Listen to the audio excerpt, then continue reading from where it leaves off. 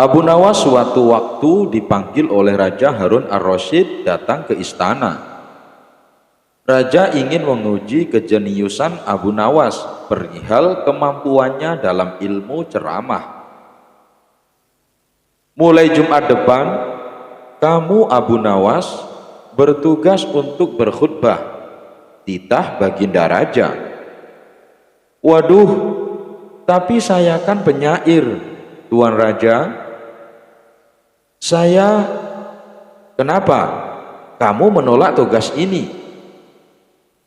Bukan begitu Tuan Raja, tapi ada apa dengan khotib yang biasanya berkhutbah? Saya mau mendengar khutbah dari kamu. Memangnya tidak boleh? Iya, tapi apa lagi? Pokoknya kamu harus berkhutbah. Dan saat berkhutbah, tidak boleh ada jamaah yang tertidur karena mendengar khutbahmu. Baiklah Baginda Raja, saya akan melakukan titah Baginda Raja. Abu Nawas lemas mendengar perintah itu. Wah, gawat ini, kata Abu Nawas saat diantar prajurit istana keluar gerbang. Gawat gimana? Bentak prajurit. Kamu mau menolak, kamu minta dipancung. Bukan begitu. Baiklah, Jumat depan saya yang khutbah. Keringat dingin membanjiri tubuh Abu Nawas. Dia sama sekali belum pernah berkhutbah, belum pernah sama sekali berpidato di depan umum, baik sekedar menyampaikan informasi, apalagi menasihati orang dengan ayat-ayat suci. Dia kan seorang penyair, bukan pengkhutbah. Kalau membual di warung-warung sih emang pekerjaannya sehari-hari. Kalau urusan mengarang cerita dan melantunkan syair, dia memang jagonya.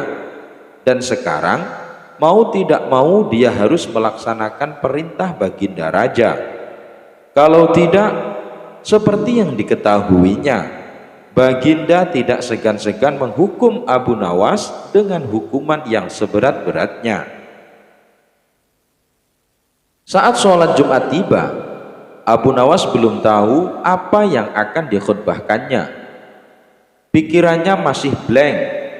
Dia datang saja ke masjid dengan pengawasan yang ketat dari prajurit kerajaan. Kalau-kalau Abu Nawas melarikan diri ke Manjapraja. Apa musabab Baginda memerintahkan Abu Nawas berkhutbah?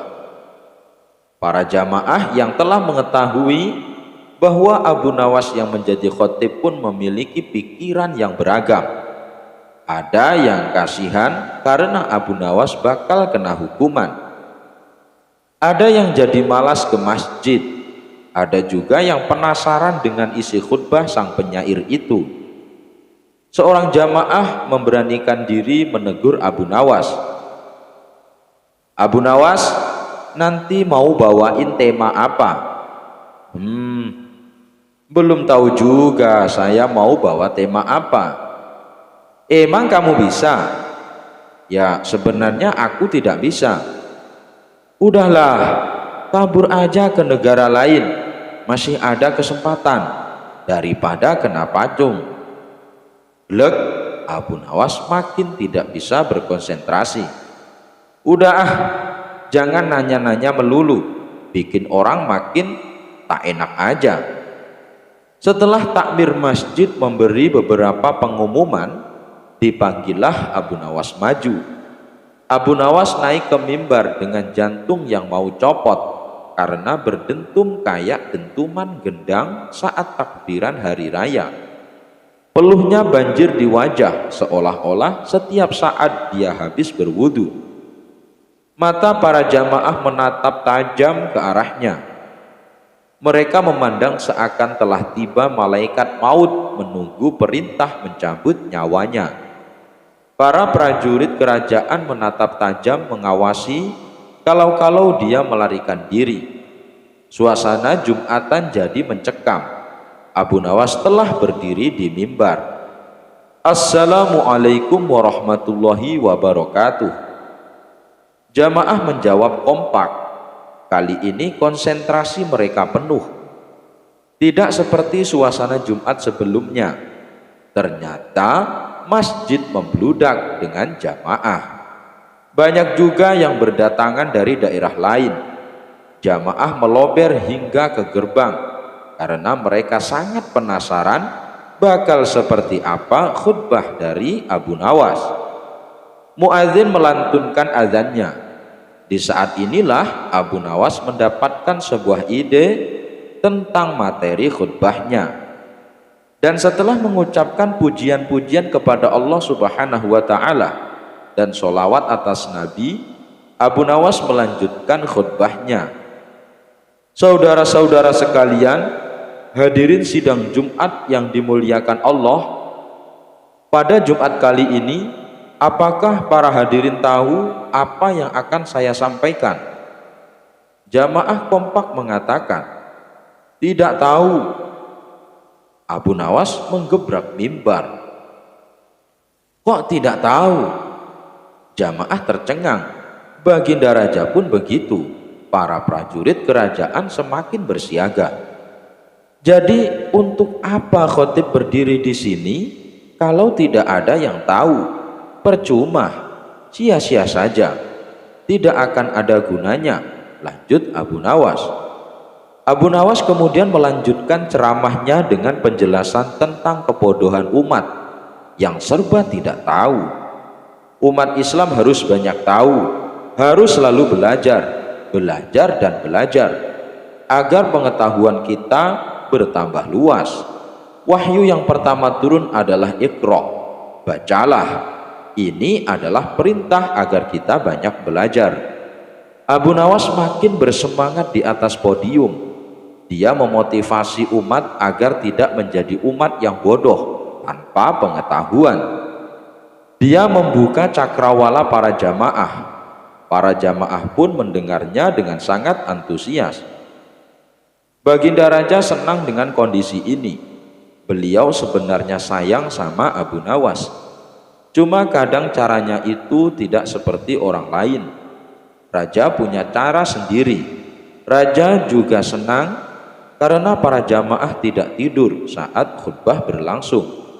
Tidak seperti pekan-pekan terdahulu. Kali ini para jamaah terlihat antusias. Ba'da sholat Jumat, Baginda Raja memanggil kembali Abu Nawas. Jumat depan kamu lagi yang bertugas menjadi khotib. Loh, kan sudah yang mulia Baginda Raja, hamba sudah menjalankan titah Baginda dengan sangat baik. Kilah Abu Nawas. Pokoknya harus. Apa kamu mau digantung? Abu Nawas tidak bisa mengelak. Raja pun tidak mau kalah cerdik dengan Abu Nawas. Dia ingin kembali menguji seberapa cerdasnya si penyair ini. Baginda Raja lalu memerintahkan untuk mengatur para jamaah kalau Abu Nawas bertanya yang sama saat khutbah. Para jamaah disuruh menjawab tahu. Abu Nawas naik mimbar lagi. Kali ini dia menggunakan jurus yang sama.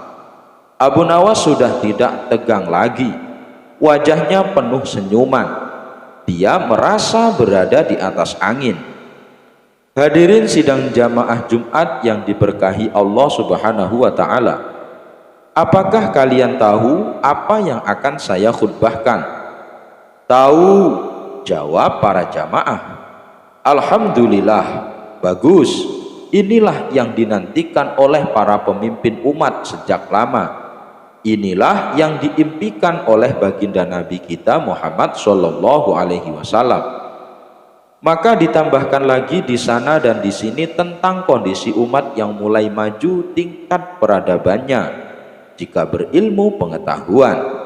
Juga tentang kejayaan umat Islam di masa kini dan akan datang. Beginilah seharusnya jika kita ingin berjaya. Baginda Raja pun hanya bisa cengengesan. Dia tidak menyangka Abu Nawas bisa seenteng ini lolos dari perangkapnya. Tetapi dia senang juga karena para jamaah tidak tidur dan semakin tercerahkan. Baginda lalu menitahkan Abu Nawas kembali berkhutbah Jumat depan. Kali ini dia mengatur kalau Abu Nawas menanyakan hal yang sama. Maka sebagian jamaah menjawab tahu dan sebagian lagi menjawab tidak tahu. Baginda merasa ini adalah jebakan Batman paling top sedunia. Abu Nawas merasa tidak senang dengan kondisi ini. Dia yakin Baginda pasti sedang merencanakan sesuatu yang tidak disangkanya. Dia ingin melarikan diri dari negeri ini. Tapi pengawasan dari prajurit lebih ditingkatkan lagi. Mata-mata disebar. Abu Nawas tidak bisa berkutik. Tibalah hari Jumat ketiga dia menjadi khotib dan dia melakukan jurus yang sama. Pertanyaan yang serupa, apakah kalian tahu apa yang akan saya khutbahkan? Separuh bagian kiri menjawab tahu, sebelah kanan menjawab tidak tahu. Kalau begitu, para jamaah yang tahu silahkan memberitahu yang tidak tahu.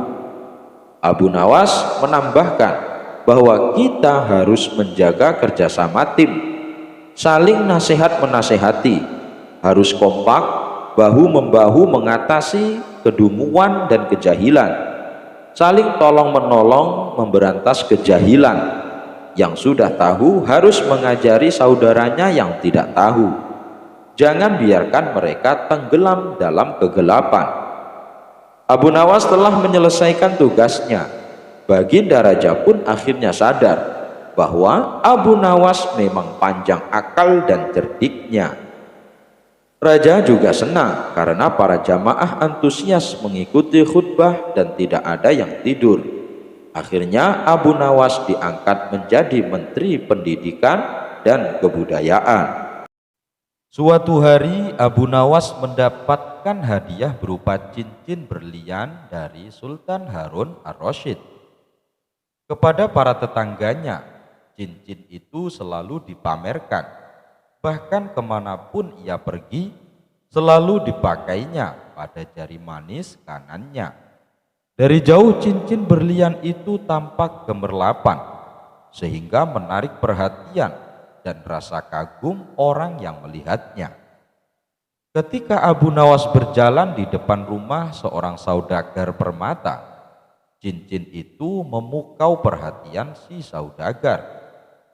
Belum pernah rasanya permata semacam itu dilihatnya. Harganya kira-kira 10.000 dinar. Taksirnya dalam hati, "Hai Abu Nawas, singgahlah barang sebentar kemari," panggilnya dari depan pintu rumah. Ketika Abu Nawas mendekat, saudagar itu segera menyongsongnya dengan wajah berseri-seri. "Bagaimana engkau membeli cincin yang begitu bagus?" tanya saudagar itu seraya mengamat-amati cincin permata di jari manis kanan Abu Nawas. "Hadiah dari Baginda Sultan Harun ar-Rasyid," jawab Abu Nawas bangga.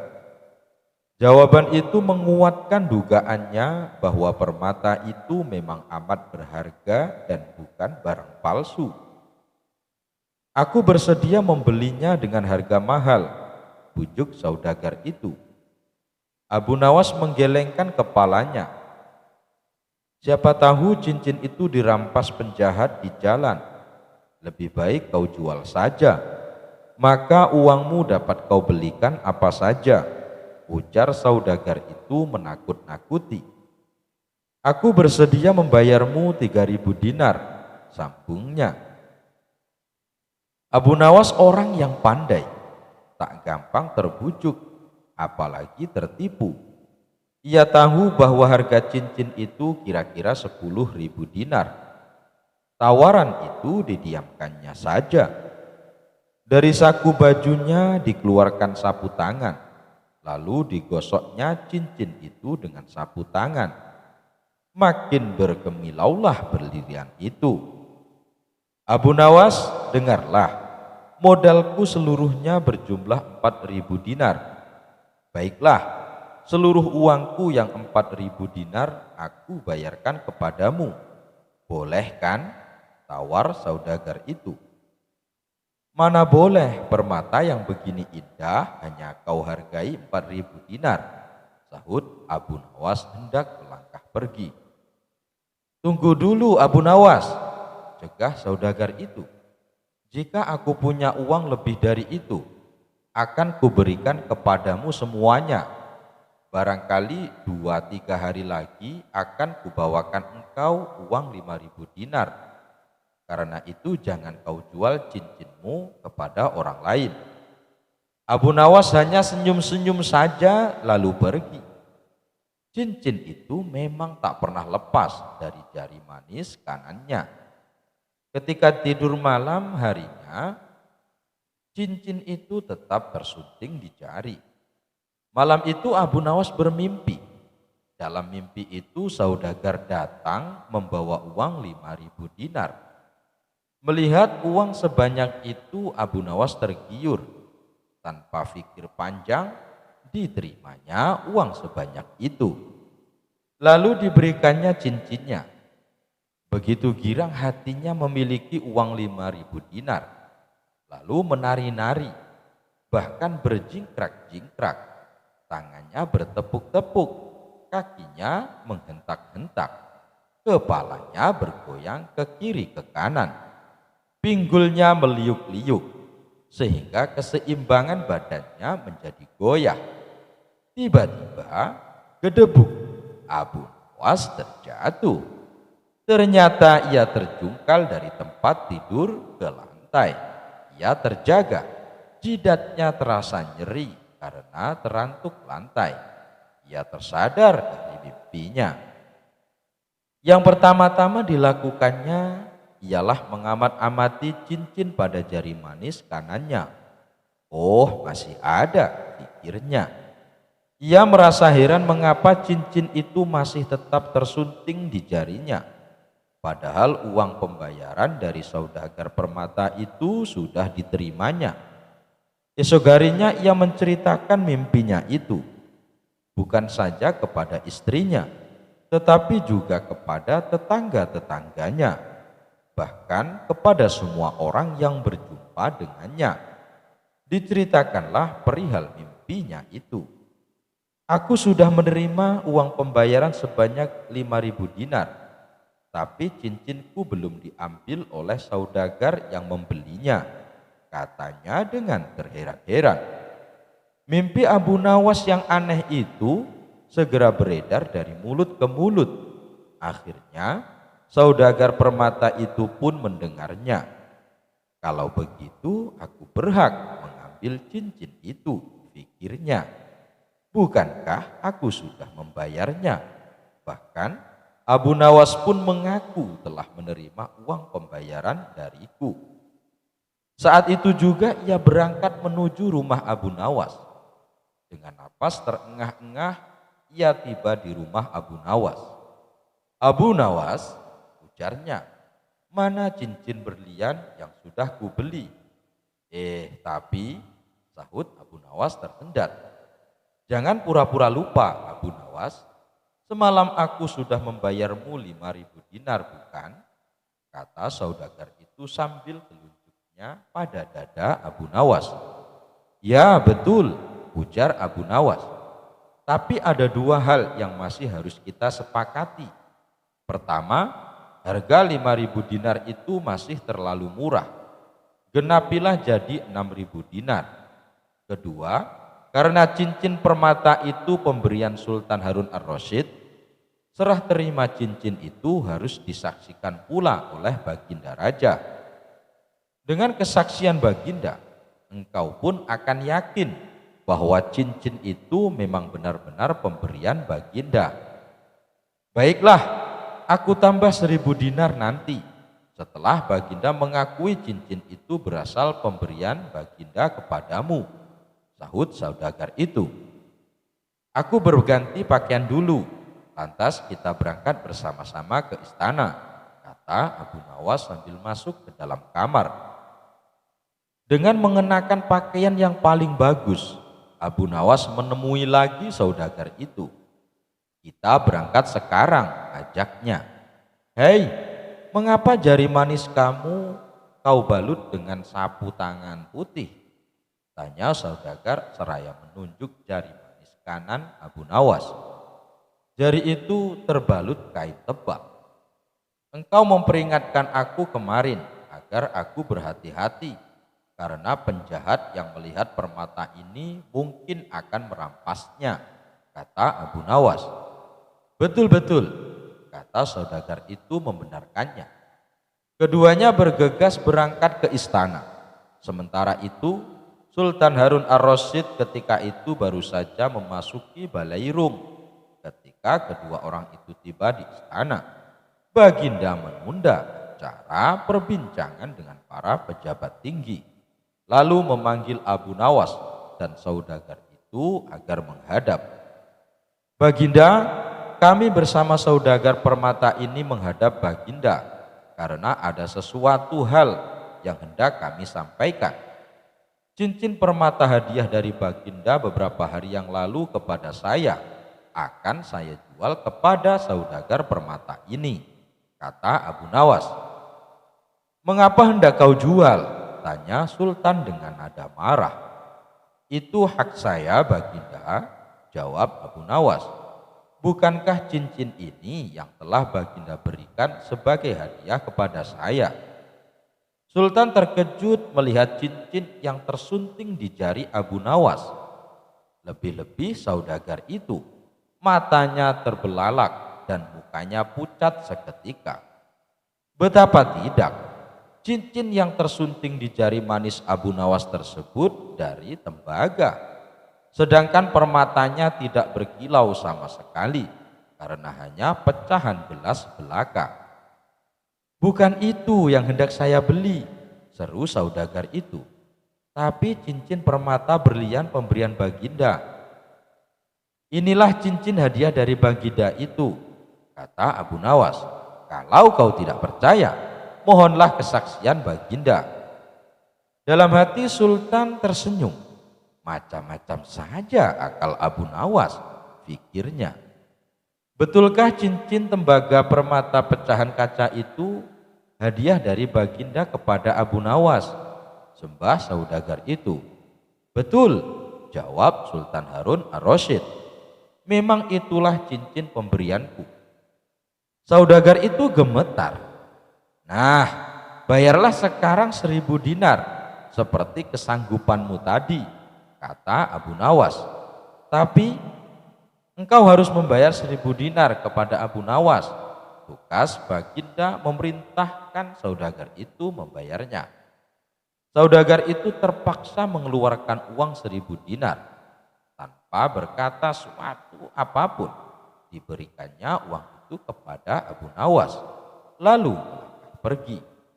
"Hai, tunggu dulu," seru Abu Nawas.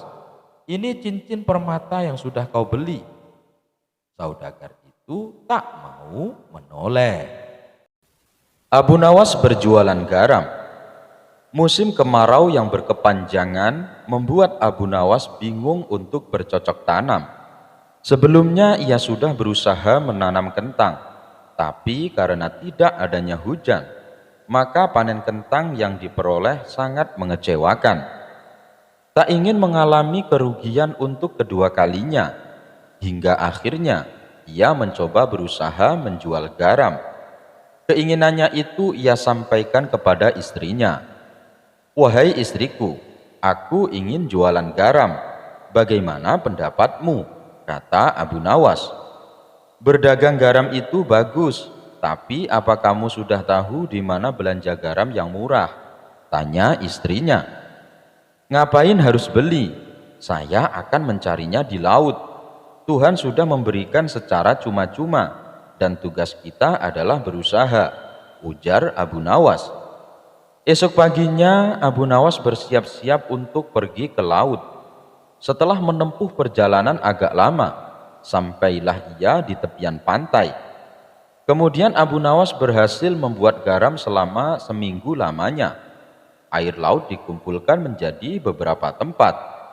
Hari ketujuh Abu Nawas membawa pulang garam-garam tersebut. Namun saat perjalanan pulang, ia melewati sungai dan akhirnya berhenti untuk beristirahat.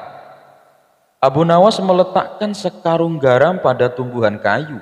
Ia segera mandi lalu memakan buah-buahan di hutan. Abu Nawas pun merasa sangat kenyang, lalu akhirnya rasa kantuk pun mulai menghampirinya. Bila aku tidur, nanti garamku bisa dicuri orang. Lebih baik garam ini aku sembunyikan saja dulu, pikir Abu Nawas. Seketika itu Abu Nawas langsung melihat ke bagian bawah sungai. Ia langsung mengambil sekarung garam dan meletakkannya di sungai. Sesudah selesai, ia kemudian berjalan ke sebuah pohon rindang untuk tidur. Beberapa saat kemudian, Abu Nawas pun terbangun lalu bergegas mengambil sekarung garam miliknya. Aku harus cepat pulang, pasti istriku sudah lama menungguku, ucap Abu Nawas.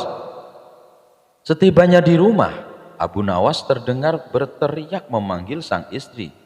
Istriku, istriku, ini aku sudah pulang membawa garam, kata Abu Nawas.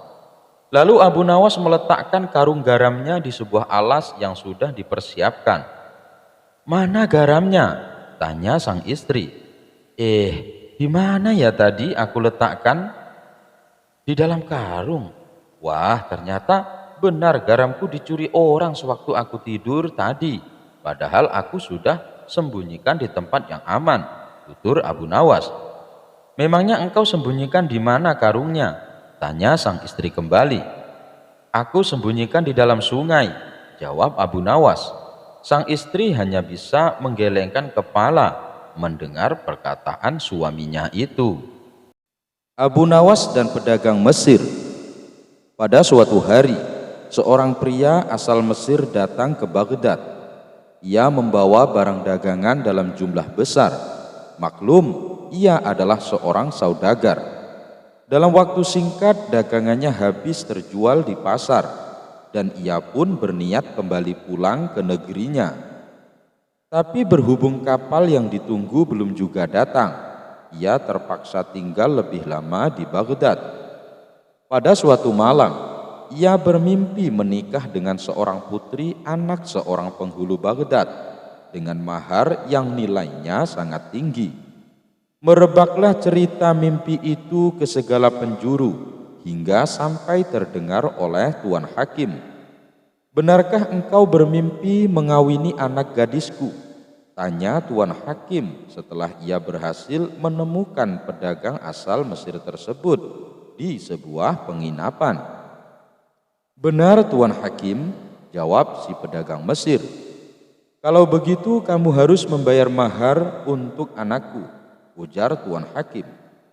Tapi Tuan, mana mungkin saya harus membayar mahar? Ini kan hanya mimpi, sergah si pedagang Mesir. Tuan Hakim itu pun merampas semua harta milik si pedagang Mesir tersebut, kecuali pakaian yang dikenakannya. Ia kemudian mengusirnya dari tempat itu. Sebagai orang asing, si pedagang itu tidak tahu harus mengadukan musibah yang merundungnya kemana dan kepada siapa. Akhirnya ia jadi sinting. Ia pun menjadi pengemis untuk makan sehari-hari. Pada suatu hari, ia lewat di depan rumah seorang perempuan tua penjual kopi. Penjual kopi itu pun jatuh kasihan melihat kondisi orang Mesir tersebut. "Hai, engkau dari mana?" tanyanya. "Aku dari Mesir membawa dagangan kemari, tetapi semua hartaku habis dirampas oleh Tuan Hakim. Kalau demikian, sebaiknya engkau menemui Abu Nawas dan ceritakan musibah yang menimpamu itu. Semoga ia bisa membantumu," ujar si ibu tua. Singkat cerita, pedagang Mesir yang malang itu pun pergi menemui Abu Nawas dan menceritakan kemalangan yang menimpanya dengan nada mengiba.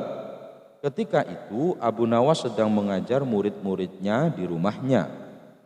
Kata Abu Nawas, "Hai anak muda, bersediakah kamu melaporkan kisahmu ini kepada Sultan Harun ar-Rasyid? Bolehkah aku menceritakan segala sesuatunya secara jujur kepadamu Sultan, di mana kamu tinggal supaya aku mudah mencarimu? Tanya Abu Nawas lagi. Di rumah ibu tua penjual kopi, dialah yang menampung dan memberiku makan, ujarnya.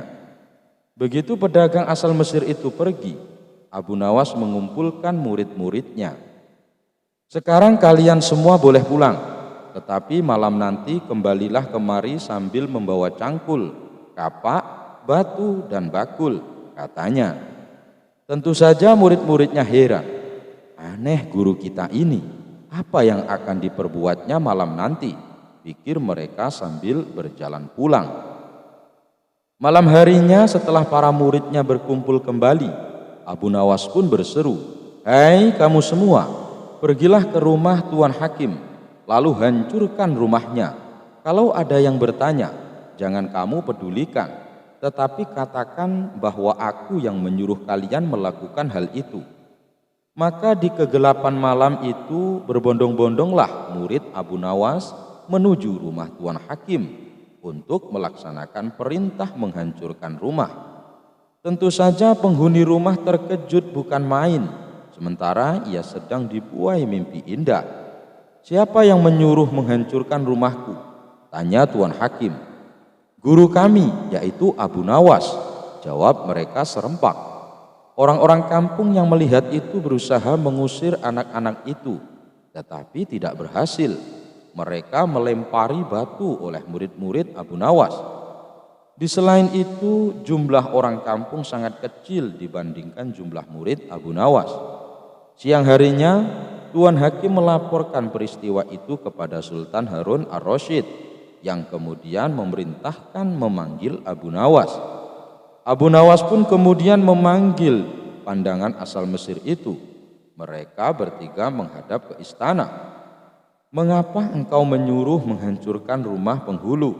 tanya Sultan Harun ar-Rasyid.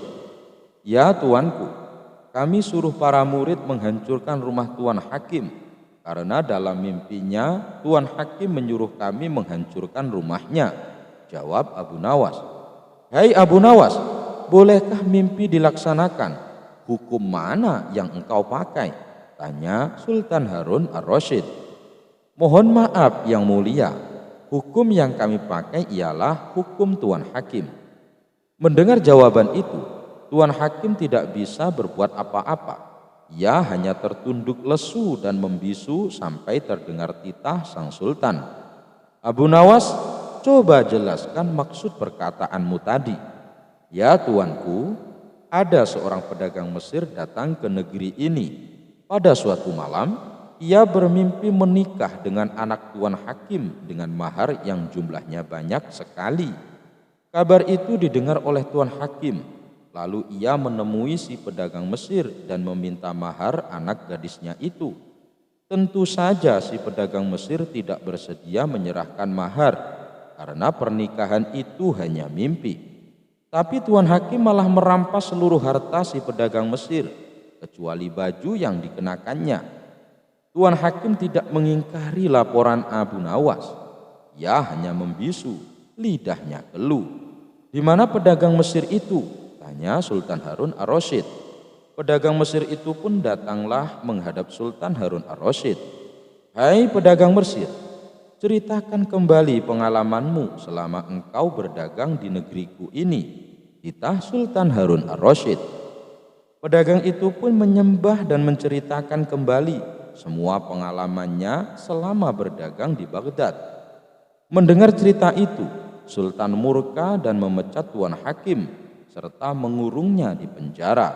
Sultan juga merampas harta benda Tuan Hakim dan memberikannya kepada si pedagang Mesir. Beberapa hari ini Baginda Raja sedang diselimuti duka, sebab sahabatnya yang juga seorang hakim telah meninggal dunia. Sahabatnya itu merupakan hakim yang sangat bijaksana dan adil, dan paling benci dengan praktek suap menyuap. Oleh sebab itulah Baginda menjadikan sahabatnya itu sebagai hakim agung di pemerintahan pusat, karena kejujurannya dalam mengemban amanah. Hidupnya terbilang sederhana, ia mengambil bayarannya sebagai hakim hanya sebagian, dan sebagiannya lagi ia sedekahkan kepada fakir miskin. Berbeda dengan pejabat-pejabat istana yang lain yang hidup dalam kemewahan dan bergemilangan harta. Namun sekarang sahabatnya itu telah tiada. Baginda Raja pun bingung, siapakah yang pantas menjadi penggantinya. Pengennya sih menunjuk Abu Nawas, tapi itu tidak mungkin, karena Abu Nawas pasti akan menolaknya, seperti yang sudah-sudah. Kalaupun dipaksa, yang ada malah akan membuat Baginda Raja menanggung malu. Mungkin Abu Nawas bisa memecahkan masalah ini. Aku akan coba bertanya kepadanya, pikir Baginda Raja. Kemudian Baginda Raja memerintahkan beberapa pengawal untuk memanggil Abu Nawas. Singkat cerita, Abu Nawas pun datang ke istana dan menghadap Baginda Raja. "Ada gerangan apa Baginda memanggil hamba?" tanya Abu Nawas. "Hai Abu Nawas, kamu tahu kan kalau hakim yang saya tempatkan di pemerintahan pusat sudah meninggal dunia. Saya bingung Abu Nawas, siapakah yang pantas menggantikan posisinya? Aku menginginkan orang yang jujur dan anti suap seperti dirinya. Apakah kamu punya solusinya? Aku tahu kamu tak mungkin mau menjadi pejabat istana, dan aku tak akan memaksamu. Tapi setidaknya bantulah saya untuk menemukan orang yang pantas menjadi penggantinya," perintah Baginda Raja. Sejenak Abu Nawas terdiam. Ia merasakan kegelisahan yang sedang dialami rajanya itu. Suasana pun menjadi hening seketika. "Baiklah Baginda, beri saya waktu seminggu, nanti akan saya kabari," kata Abu Nawas memecahkan keheningan. Abu Nawas lalu mohon diri kepada Baginda Raja untuk pulang ke rumahnya. Keesokan harinya, dengan mengendarai keledai, Abu Nawas berkeliling kampung berjalan ke sana kemari hingga sampailah ia di tepian sungai. Di situ Abu Nawas melihat ada gembala yang sedang memberi minum induk sapi dan anaknya. Muncullah ide cemerlang di benak Abu Nawas. Ia pun segera menghampiri anak sapi yang masih kecil itu.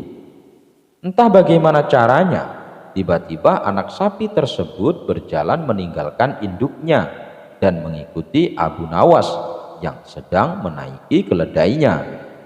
Melihat hal itu, si pengembala mencoba menghalau anak sapinya supaya kembali pada induknya. Namun ajaib, anak sapi tersebut tak bergeming. Ia tetap berjalan mengikuti keledainya Abu Nawas. Karena kesal, si pengembala pun menyeret dan memukul anak sapi agar mau ikut dengannya. "Hai pengembala, biarkan anak sapi itu ikut denganku," hardik Abu Nawas. "Tapi anak sapi itu milikku Tuan," jawab si pengembala. "Bukan, anak sapi itu adalah milikku. Dia lahir dari keledaiku ini," balas Abu Nawas. "Bagaimana mungkin? Jelas-jelas anak sapi ini milikku. Itu induk sapinya," protes pengembala sambil menunjuk induk sapi di sampingnya. "Kalau dia anak dari induk sapi kamu, pasti dia akan ikut dengannya. Buktinya ia malah ikut dengan keledaiku. Berarti ia anak dari keledaiku," kata Abu Nawas tak mau kalah. Tentu suasana pun semakin memanas. Masing-masing dari mereka tak ada yang mau mengalah. Akhirnya Abu Nawas berkata, "Lebih baik kita selesaikan masalah ini di pengadilan. Biar Tuan Hakim yang memutuskan." "Baiklah," balas setuju dengan usulan Abu Nawas. Maka pergilah mereka berdua ke rumah hakim pertama. Sebelum sidang dimulai, Abu Nawas menawari hakim pertama dengan iming-iming uang banyak supaya Abu Nawas bisa memenangkan perkaranya. Hakim pertama tergiur dengan tawaran Abu Nawas. Tapi ia bingung bagaimana caranya supaya perkara ini dimenangkan oleh Abu Nawas. Itu mudah saja. Tuan Hakim putuskan saja kepada siapa anak sapi tersebut akan ikut, maka dialah pemiliknya. Sang hakim lalu memutuskan seperti permintaan Abu Nawas. Ketika anak sapi itu dilepaskan, si anak sapi selalu mengikuti keledai Abu Nawas. Walhasil, Abu Nawaslah yang berhak atas anak sapi tersebut. Merasa keputusan hakim pertama tidak adil, si pengembala mengajak Abu Nawas menemui hakim kedua. Hakim kedua juga ditawari iming-iming uang banyak oleh Abu Nawas supaya dia bisa memenangkan perkaranya. Hakim kedua juga tergiur dengan tawaran Abu Nawas. Ia memutuskan perkara sesuai arahan Abu Nawas seperti yang dilakukan oleh hakim pertama. Abu Nawas pun kembali memenangkan perkaranya atas kepemilikan anak sapi. Upaya si pengembala dalam meminta keadilan kembali menemui kegagalan. Ia lalu mengajak Abu Nawas pergi ke rumah hakim ketiga. Seperti biasa, sebelum persidangan dimulai, Abu Nawas menemui hakim. Tidak untuk menjawabnya dengan uang yang banyak, namun hakim ketiga ini sepertinya enggan mengadili perkara tersebut. Tentu saja hal ini membuat Abu Nawas heran berkali-kali. Anda kenapa tidak mau mengadili perkara ini, Tuan Hakim? Apakah uang yang saya berikan kurang banyak? Abu Nawas, bukan masalah uang, tapi saya lagi kena menstruasi. Pantangan bagi saya memutuskan suatu perkara apabila saya sedang datang bulan, jawab hakim ketiga. Abu Nawas semakin heran dengan jawaban Tuan Hakim. Abu Nawas lantas berkata, Tuan Hakim kan laki-laki, mana mungkin bisa menstruasi? Itu hal yang sangat mustahil. Dengan tenang, hakim menjawab, begitu juga dengan anak sapi. Sejak kapan keledai bisa melahirkan anak sapi? Meskipun anak sapi berjalan mengikuti keledai kamu, bukan berarti anak sapi itu lahir dari keledaimu. Abu Nawas terdiam, lalu ia kembali bertanya, jadi menurut pendapat Tuan Hakim, anak sapi itu milik siapa? Dengan tegas, hakim ketiga menjawab, sudah jelas, si pengembala itu punya induk sapi, tentu dialah pemiliknya. Abu Nawas tersenyum dengan keputusan hakim ketiga. Ia pun mengembalikan anak sapi itu kepada si pengembala. Sebelum berpamitan kepada Tuan Hakim, Abu Nawas berkata, Tuan Hakim, besok Anda ikut saya ke istana. Baginda Raja membutuhkanmu sebagai hakim agung di istana. Abu Nawas merasa puas dan lega. Tugas dari Baginda Raja telah ia selesaikan, karena ia telah menemukan hakim yang tepat untuk ditempatkan di istana sebagai hakim agung. Dikisahkan ada seorang pengembala yang mempunyai masalah dengan pendengarannya alias tuli.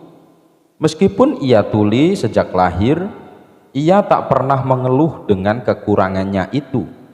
Kegiatan sehari-harinya adalah membawa domba-domba gembalaannya di sebuah padang rumput berbukit yang tak jauh dari rumahnya. Pada suatu hari saat ia sedang mengembalakan domba-dombanya, si pengembala merasakan sakit perut. Ia sudah tak kuat menahannya untuk buang air besar. Tiba-tiba ia melihat ada seseorang yang tak jauh darinya, yaitu pemotong rumput. Ia pun menghampirinya dan berkata, "Hai kawan, tolong jaga domba-domba ini ya, dan tolong awasi jangan sampai ada yang berkeliaran hingga tersesat. Aku akan pulang ke rumah sebentar untuk buang air besar." Pemotong rumput tersebut ternyata juga tuli. Ia tak mendengar apapun yang pengembala itu katakan. Si pemotong rumput mengira kalau si pengembala mau meminta rumputnya. Ia pun menjawab enak saja, "Mengapa kau tidak memotong rumputnya sendiri? Aku di rumah juga banyak hewan ternak yang harus kuberi makan." "Sudah sana, pergi, jangan ganggu aku," kata si pemotong rumput sembari menggerakkan tangannya. Karena sama-sama tak bisa mendengar, si pengembala mengira gerakan tangan yang dilakukan oleh si pemotong rumput merupakan isyarat bahwa dirinya menyuruh si pengembala agar cepat pulang. "Terima kasih kawan, engkau benar-benar telah menolongku," kata si pengembala. Ia pun lantas segera berlari pulang ke rumah. Setelah si pengembala menuntaskan hajatnya buang air besar, ia kembali menemui si pemotong rumput. Si pengembala menghitung domba-dombanya dengan cermat dan ternyata jumlahnya masih lengkap. Dalam hati ia bergumam, "Sungguh luar biasa pribadi pemotong rumput itu. Ia benar-benar bisa dipercaya.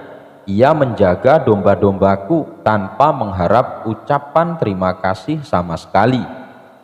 Sungguh pribadi yang luar biasa. Oh iya, salah satu dombaku kan ada yang pincang. Lebih baik aku berikan padanya sebagai rasa terima kasihku. Ini akan menjadi makanan yang lezat untuk keluarganya." Si pengembala memanggul domba tersebut dan menghampiri si pemotong rumput.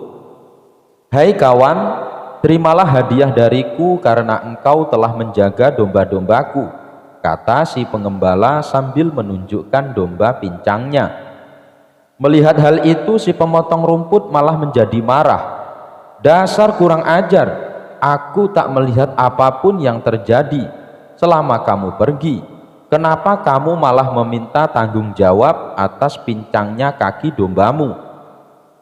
Dari tadi aku sibuk memotong rumput dan sama sekali tak tahu terkait kejadian yang menimpa pada kaki dombamu. Pergilah, kalau kau mendekat aku akan memukulmu," ancam si pemotong rumput dengan nada emosi. Si pengembala pun heran, kenapa si pemotong rumput malah marah kepadanya. Tiba-tiba lewatlah seseorang dengan menaiki kuda, tapi ternyata dia adalah seorang pencuri yang telinganya juga tuli, dan kuda yang dikendarainya adalah hasil curian. Si pengembala lalu berteriak memanggil si penunggang kuda. "Tuan, tolong katakan padaku apa yang diucapkan si pemotong rumput ini. Aku ini tuli, Tuan, jadi aku tidak mengerti kenapa ia menolak pemberianku. Malah ia marah padaku," ucap si pengembala dengan nada emosi. Si pemotong rumput tak mau kalah. Ia juga bicara dengan nada teriak kepada si penunggang kuda.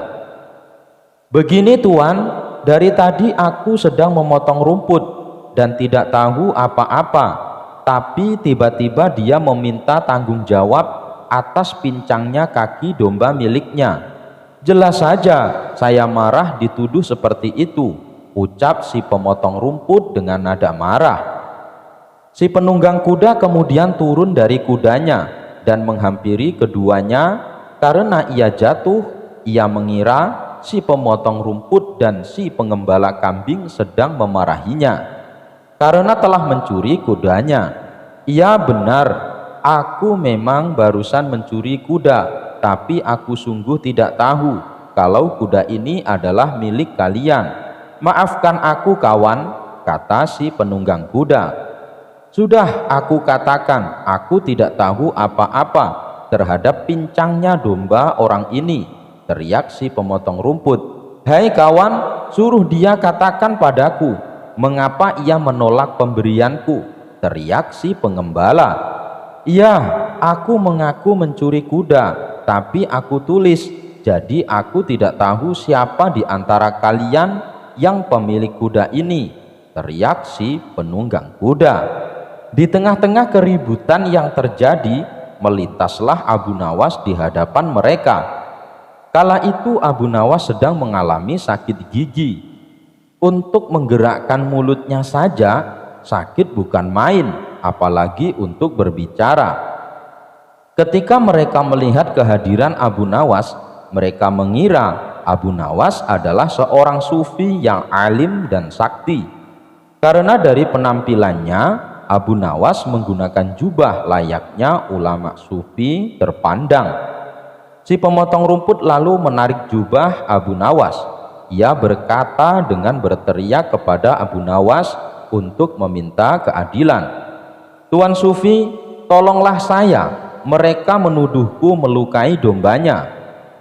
Si pengembala juga berkata kepada Abu Nawas dengan nada teriak, "Wahai Tuan Sufi, aku hanya ingin memberikan domba, tapi dia malah memarahiku." Si pencuri kuda juga ikutan berkata, "Tuan Sufi, saya akui saya bersalah. Saya sudah mengaku mencuri, tapi aku tulis saya tidak bisa mendengar perkataan mereka. Jadi saya tidak tahu siapa sebenarnya pemilik kuda ini." Mendengar pengaduan mereka dengan nada teriak, membuat sakit gigi Abu Nawas bertambah tidak karuan. Ia hanya bisa menatap tajam penuh amarah ke arah mereka. Mata hitam Abu Nawas menusuk tajam ke mata mereka bertiga. Secara bergantian, mereka mengira Abu Nawas sedang berusaha keras mencari petunjuk.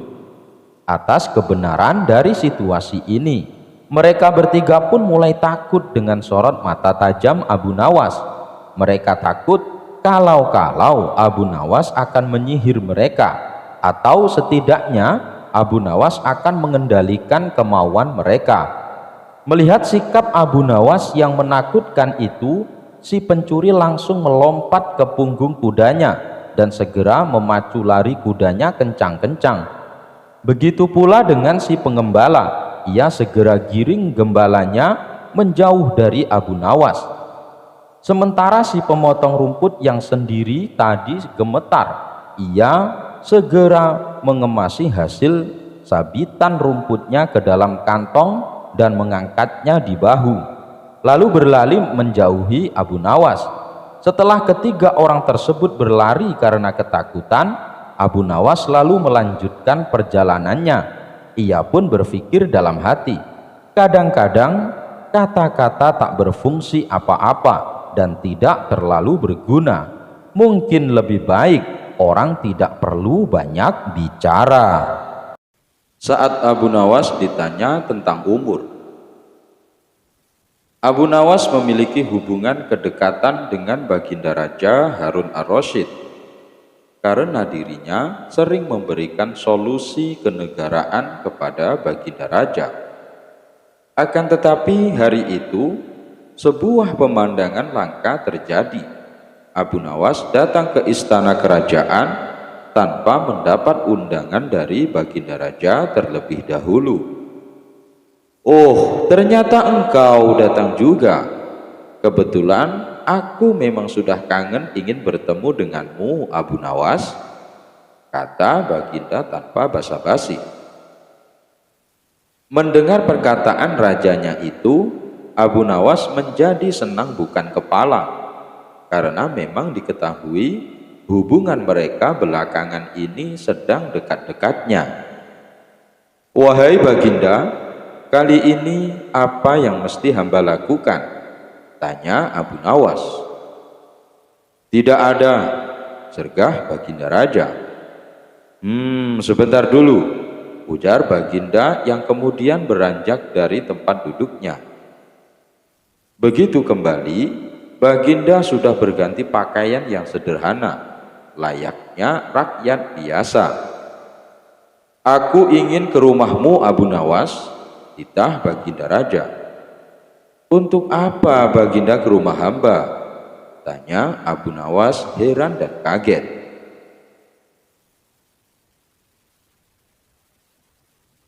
Abu Nawas merasa belum memikirkan sebelumnya jika Baginda ingin ke rumahnya. Istrinya pun tak ada di rumah. Abu Nawas berpikir, siapa yang menyiapkan hidangan untuk Baginda? "Intinya aku mau ke rumahmu," ujar Baginda dengan sedikit memaksa. Karena tidak ingin membantah perintah rajanya, Akhirnya Abu Nawas mengiyakan ajakan Baginda tersebut. Tanpa ada pengawal, Baginda dan Abu Nawas berjalan kaki menuju rumah Abu Nawas yang jaraknya tidak begitu jauh dari istana kerajaan. Sesampainya di rumah Abu Nawas, Baginda tidak menyangka jika rumah Abu Nawas yang sangat sederhana, tak ada barang berharga di rumah itu. "Di mana istrimu, Abu Nawas?" tanya Baginda Raja. "Istri hamba sedang menjenguk orang tuanya, Baginda," jawab Abu Nawas. "Kebetulan saya datang ke rumahmu ingin belajar tentang kebijaksanaan hidup darimu," kata Baginda Raja. Abu Nawas masih belum mengerti dengan maksud Baginda. Ia hanya berpikir sejenak. Abu Nawas menyadari permintaan Baginda tidak mungkin bisa ditolak. Setelah berpikir, akhirnya ia mengerti bahwa kebijaksanaan hanya dapat dipelajari dengan praktik. Baginda juga tidak keberatan menemani Abu Nawas dan melihat perilakunya. Dengan demikian, malam itu Baginda tidak kembali ke istana. Baginda berencana menginap di rumah Abu Nawas. Abu Nawas lalu menggosok-gosok sebuah kayu membuat api. Api kecil itu ditiup-tiupnya hingga menyala. "Mengapa api itu engkau tiup, Abu Nawas?" tanya Baginda penasaran. "Agar panas dan lebih besar apinya, Baginda," jawab Abu Nawas. Setelah api itu membesar, Abu Nawas kemudian memasak sup. Setelah sup itu matang, Abu Nawas menuangkannya ke dalam 2 mangkok. Ia mengambil mangkoknya dan meniup sup tersebut. "Lalu mengapa sup itu engkau tiup?" tanya Baginda lagi. "Agar lebih dingin dan enak dimakan, Baginda," jawab Abu Nawas. "Ah, aku rasa aku tidak jadi belajar darimu," ketus Baginda mengagetkan Abu Nawas. "Engkau tidak bisa konsisten dengan pengetahuanmu," lanjut Baginda diiringi senyum kecut Abu Nawas. Akhirnya Baginda tidak jadi menginap di rumah Abu Nawas. Malam itu juga Baginda memutuskan untuk pulang ke istana diantar Abu Nawas. Di tengah perjalanan, keduanya bicara tentang berbagai hal. "Ngomong-ngomong, berapa umurmu, Abu Nawas?" tanya Baginda Raja. 40 tahun, Baginda," jawab Abu Nawas. "Loh, perasaan beberapa tahun yang lalu engkau menyebut angka yang sama?" tanya Baginda kembali. "Hamba konsisten, Baginda," jawab Abu Nawas dengan sedikit tersenyum. Karena jawaban tersebut, Baginda akhirnya mengetahui bahwa Abu Nawas memiliki kecerdasan. Begitu juga akhirnya Baginda sadar telah belajar hidup bijaksana kepada Abu Nawas. Pada suatu waktu, Abu Nawas bersama beberapa orang temannya sedang duduk bercerita. Setelah mereka selesai mengikuti sembahyang jamaah maghrib, mereka bercerita tentang kehidupan keagamaan. Kebetulan mereka menyinggung suatu masalah yang mengatakan bahwa orang buta itu tidak berdosa karena pintu masuknya dosa tertutup baginya. Alasannya karena matalah yang selalu melihat ke sana kemari yang dapat mendatangkan dosa. Akan tetapi Abu Nawas tidak menyetujui pendapat tersebut dan berniat akan membuktikannya. Keesokan harinya Abu Nawas berjalan-jalan dengan maksud untuk bertemu dengan orang buta. Dia mau membuktikan pendapatnya bahwa orang buta pun dapat pula berbuat dosa. Ia menyiapkan pundi-pundi dan mengisinya dengan uang ringgit. Tidak beberapa lama Abu Nawas berjalan, ia benar-benar menemukan orang buta. Abu Nawas memperhatikan gerak-gerik orang buta itu yang sedang berjalan dengan tongkatnya. Kemudian ia berpura-pura pula menjadi orang buta sambil membawa tongkat. Lalu ia sengaja menabrak orang buta itu seraya berkata, "Aduh, sungguh malang nasibku sebagai orang buta, ditabrak oleh orang yang tidak memiliki rasa belas kasihan." Orang buta itu heran mendengar keluhan orang yang ditabraknya, lalu berkata, "Maaf, saya juga orang buta. Saya tidak dapat melihat dan hanya dapat berjalan dengan bantuan tongkat ini. Sekali lagi mohon maaf, karena sungguh-sungguh saya tak sengaja." "Oh, engkau juga buta ya?" tanya Abu Nawas pura-pura tidak tahu. "Ya, saya buta. Peganglah tongkatku ini. Orang buta pastikan memakai tongkat untuk berjalan," jawab si buta. Disuruhlah Abu Nawas memegang tongkatnya. Begitu pula sebaliknya, si buta juga meraba tongkat Abu Nawas untuk membuktikan bahwa mereka adalah orang-orang yang buta. Akhirnya Abu Nawas berkata, "Kalau begitu kita senasib. Saudara, bagaimana kalau kita mencari rezeki bersama-sama?" Orang buta itu pun menyetujui ajakan Abu Nawas. Maka mereka berjalan bersama-sama, dan orang buta itu yakin bahwa orang yang ditabraknya itu juga orang buta yang senasib dengan dia. Keduanya saling memaafkan dan terus berjalan bersama mencari rezeki. Di tengah perjalanan, Abu Nawas berpura-pura mau kencing dan meminta tolong kepada si buta agar pundi-pundinya yang penuh berisi uang dipegangkan dahulu baik-baik. Sementara Abu Nawas pura-pura kencing, ia terus memperhatikan tingkah laku si buta. Kemudian si buta meraba-raba pundi-pundi itu dan hatinya mulai tergoda untuk memiliki isinya. "Wah, pundi-pundi ini banyak sekali isinya. Lebih baik aku mengambilnya lalu pergi. Pasti ia tak dapat mencariku karena ia juga buta," pikir si buta tersenyum. Ia lalu meninggalkan Abu Nawas dan mencari tempat persembunyian agar si Abu Nawas tidak dapat menemukannya. Dalam situasi demikian, Abu Nawas berpura-pura mencari si buta dan meminta pertolongan kepada Tuhan. "Ya Tuhan, malang benar nasibku. Tadi saya ditabrak orang, sekarang uang saya yang dilarikan orang. Sial benar aku. Ya Tuhan, semoga orang yang mengambil uang saya terkena lemparan batu ini, tepat pada tulang keringnya, biar tahu rasa dia." Setelah itu, dengan jitu Abu Nawas melempari si buta dan persis kena tulang keringnya. "Aduh, aku kena," gumam si buta meringis kesakitan.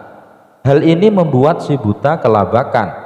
Ia segera beranjak mencari lagi tempat persembunyian untuk menghindari Abu Nawas. Akan tetapi Abu Nawas yang pura-pura buta itu mengikuti si buta kemanapun ia pergi.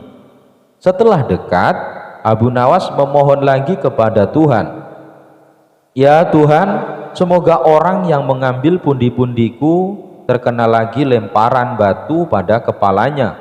Tak lama kemudian terdengar lagi suara kesakitan dari si buta. "Aduh, kena lagi nih, kepalaku jadi benjol." Si buta memegangi kepalanya yang benjol. Maka si buta panik dan heran. "Kok doanya terkabul lagi? Ah, itu hanya kebetulan." Si buta menghibur diri. Lalu ia menghindar lagi dan terus menghindar. Tetapi Abu Nawas tetap mengikutinya terus. Secara berturut-turut Abu Nawas berdoa lagi sambil melakukan lemparan beruntun kepada si buta dan selalu tepat, yaitu tepat mengenai perut, dada, dan terakhir muka si buta. Setelah terkena lemparan beruntun, si buta berpikir, mengapa semua sasaran yang akan dilempar selalu tepat mengenainya? Difikirnya lagi hingga berkerut keningnya. Si buta makin heran. Ia curiga. Tak lama kemudian, barulah si buta menyadari bahwa temannya itu Abu Nawas mempermainkannya. Antara marah Dan was-was si buta berkata, "Kalau begitu saudara tidak buta, saudara hanya mempermainkan saya. Ambillah kembali pundi-pundimu ini."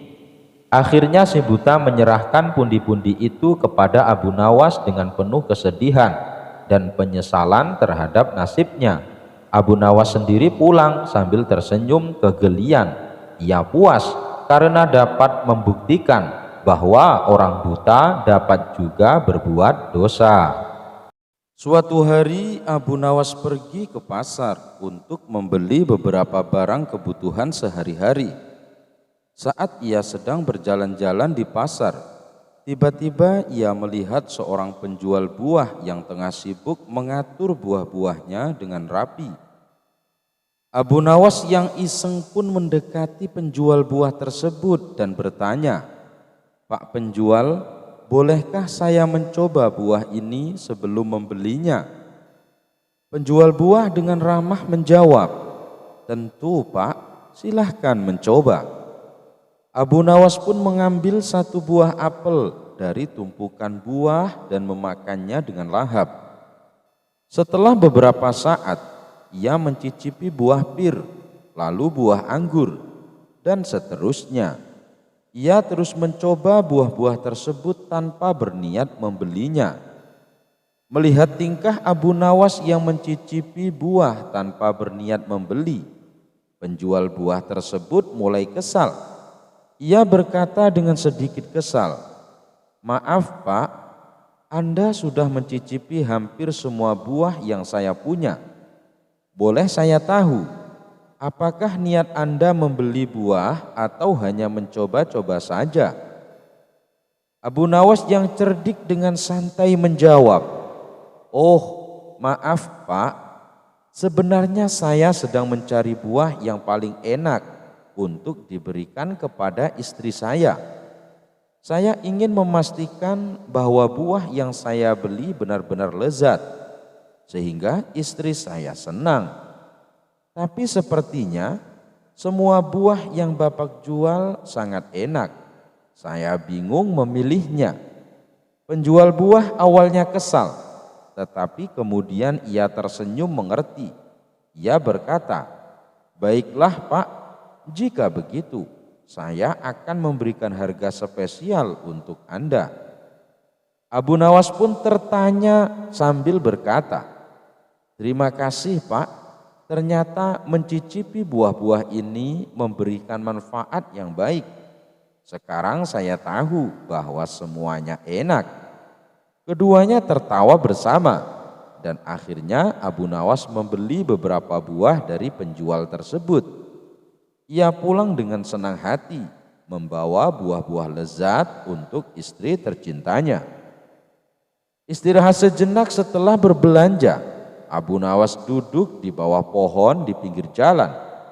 Tiba-tiba datanglah seorang pengemis tunawisma yang kelaparan. Melihat keadaan pengemis tersebut, Abu Nawas merasa iba. Tanpa pikir panjang, Abu Nawas memutuskan untuk berbagi buah-buah yang baru saja ia beli kepada pengemis itu. Ia memberikan beberapa buah apel, pir, dan anggur kepada pengemis tersebut dengan senyum ramah. Tak lama kemudian, seorang pedagang lewat dan melihat Abu Nawas berbagi buah-buahnya kepada pengemis. Pedagang tersebut terkesan dengan perbuatan Abu Nawas yang begitu dermawan. Ia mendekati Abu Nawas dan berkata, "Hei sahabatku, aku melihat apa yang kau lakukan tadi. Kau begitu baik hati dan penuh kepedulian terhadap sesama. Bolehkah aku menawarkan sebuah pekerjaan kepadamu?" Abu Nawas terkejut namun tertarik dengan tawaran tersebut.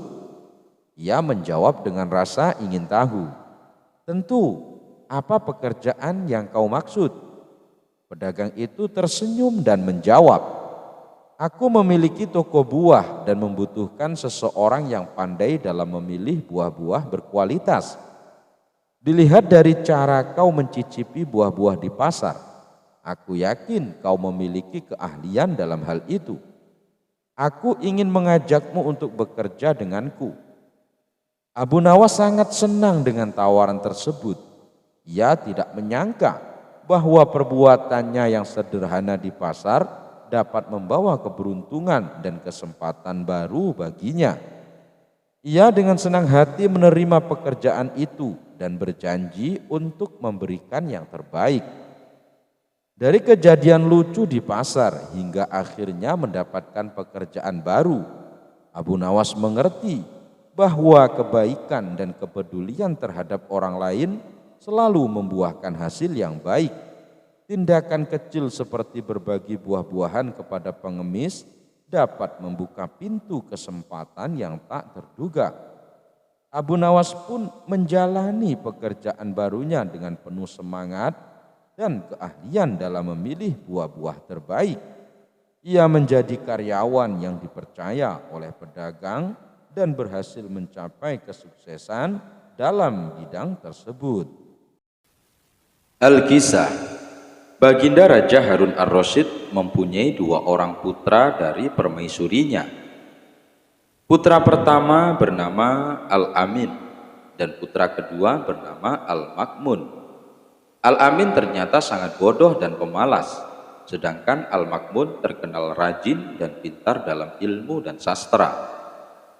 Raja sangat menyukai Al-Makmun karena kecerdasannya tersebut, dan tentu saja ini membuat sang permaisuri tidak suka lantaran sang raja dianggap pilih kasih.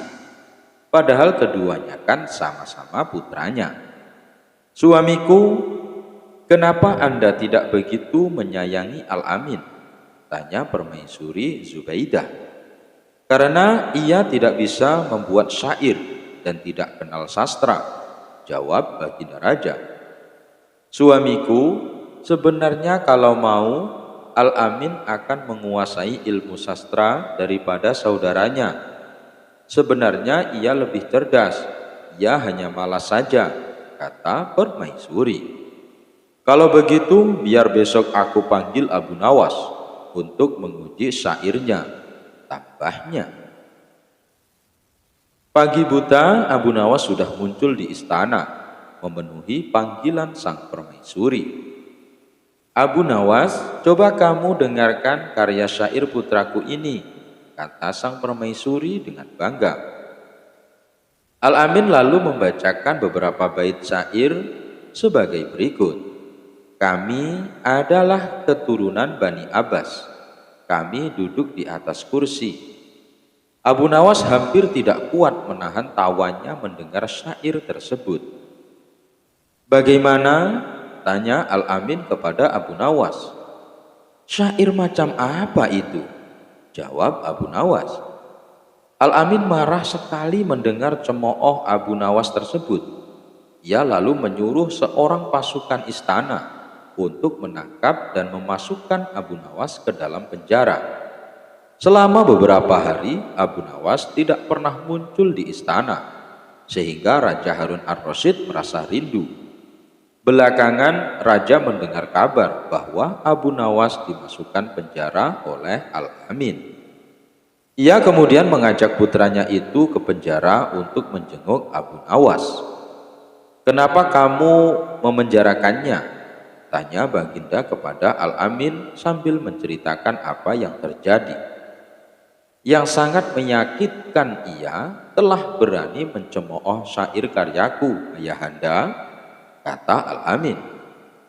"Tentu saja, karena memang karya syairmu jelek. Dia itu kan memang seorang penyair hebat, jadi bisa menilai mana karya syair yang bagus dan yang tidak bagus," kata sang raja menasihati. "Baik, kalau begitu beri lagi aku kesempatan untuk memperbaiki karya syairku," kata Al-Amin sambil beranjak pergi. Untuk kedua kalinya, Al-Amin pergi untuk mengasah syairnya. Esoknya, pagi-pagi sekali Baginda Raja Harun ar-Rasyid, Abu Nawas dan beberapa penyair sudah berada di istana. Rupanya, pertemuan itu sudah diatur oleh permaisuri Zubaidah.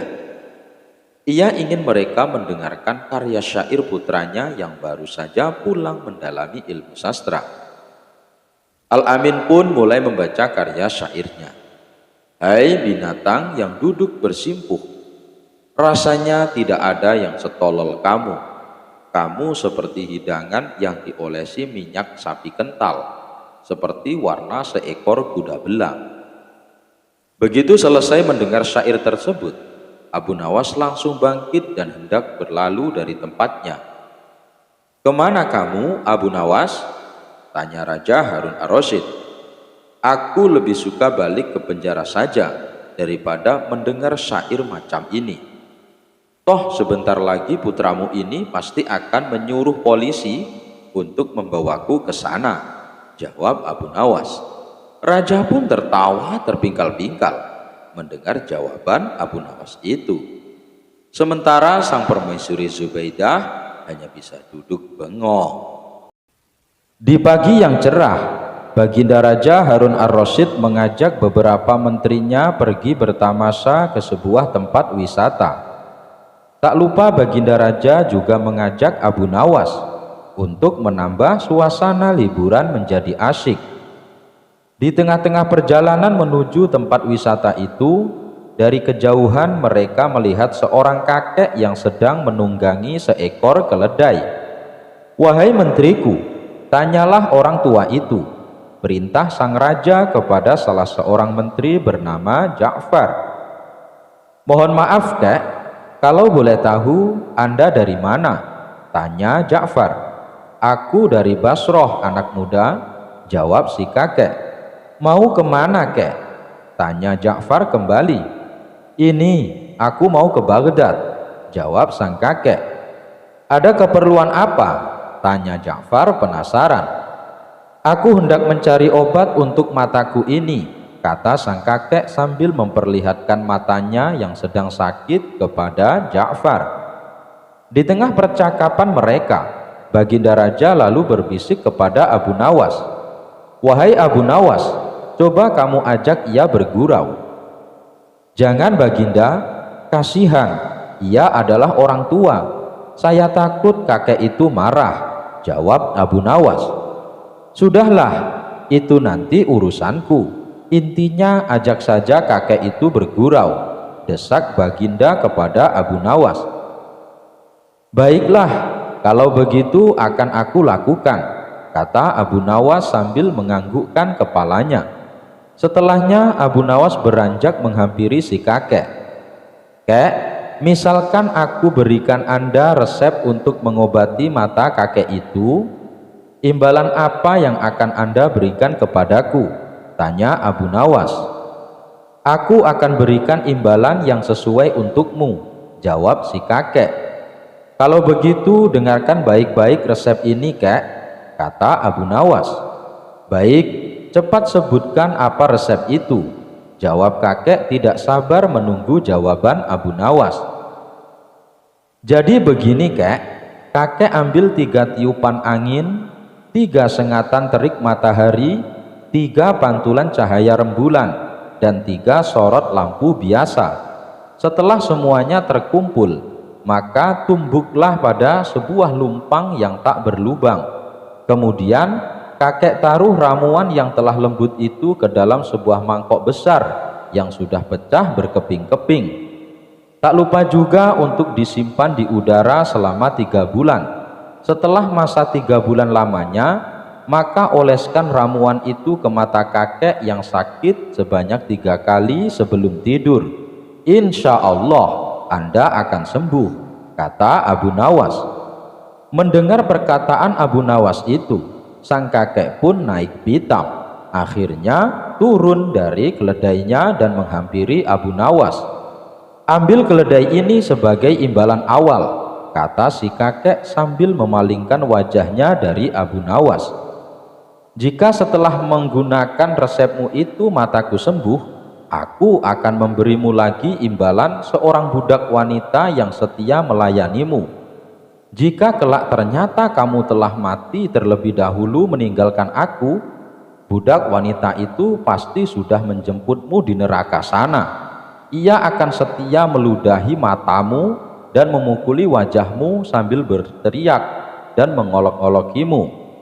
Setelah mendengar penuturan si kakek itu, Baginda Raja Harun ar-Rasyid seketika tertawa terpingkal-pingkal.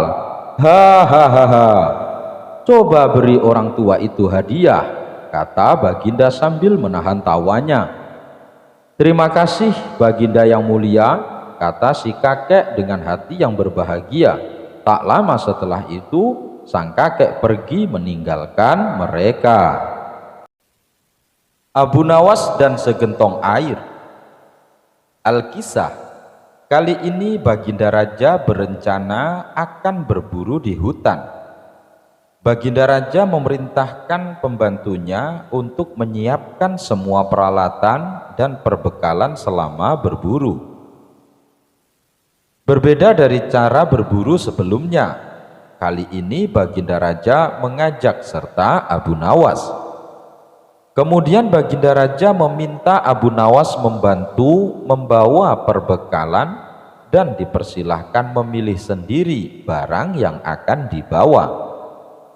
Tanpa berpikir panjang, Abu Nawas memilih gentong tempat wadah air minum yang cukup besar. Baginda Raja dan prajurit heran dengan pilihan Abu Nawas. Mereka menganggap Abu Nawas bodoh karena memilih gentong air yang besar dan berat, padahal masih banyak barang yang kecil. Hai Abu Nawas, kenapa kau pilih barang bawaan yang paling berat? Tanya Baginda Raja penasaran. Nanti Paduka Raja juga akan tahu sendiri, ucap Abu Nawas sambil tersenyum. Baginda Raja pun memerintahkan pasukannya untuk berjalan.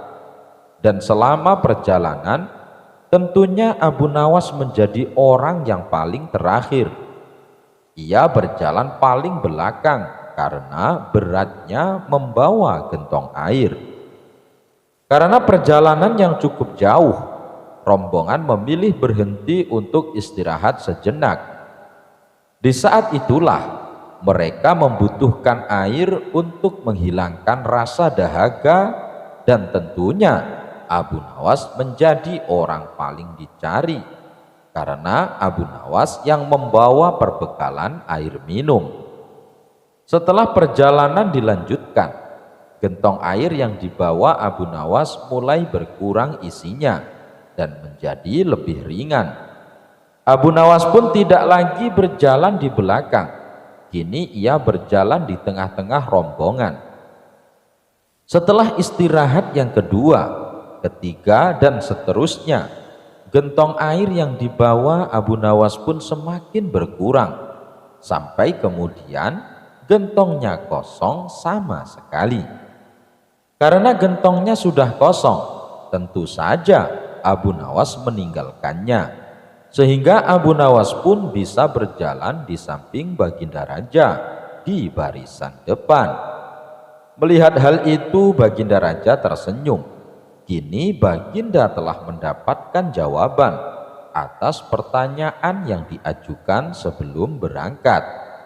Kamu memang cerdik Abu Nawas, ujar Baginda Raja dalam hatinya.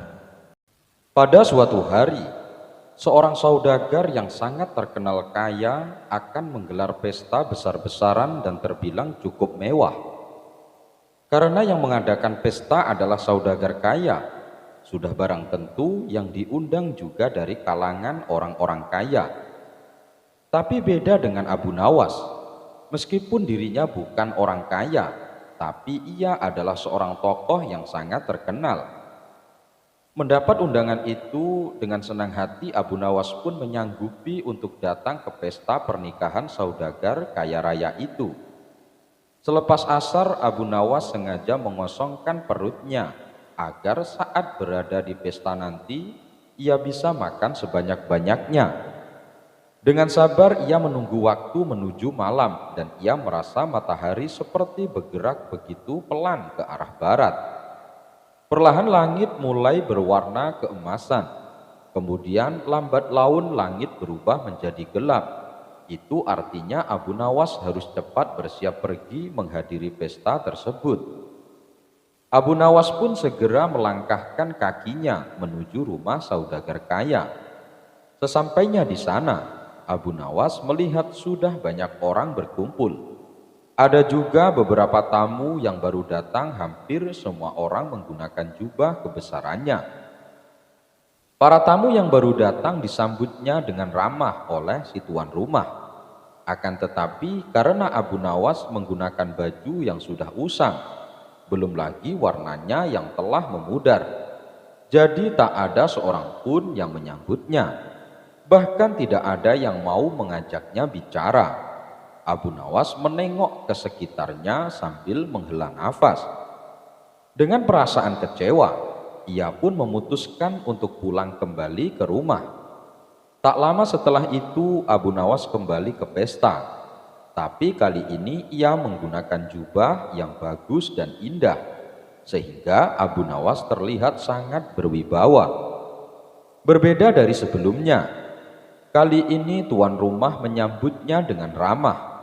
Abu Nawas digiring masuk ke dalam dan dipersilakan duduk di depan meja besar yang penuh dengan hidangan mewah dan lezat bersama tamu-tamu yang lain. Tapi bukannya makan dengan lahap seperti yang dibayangkan tadi siang. Abu Nawas malah tak sedikit pun menyentuh hidangan tersebut.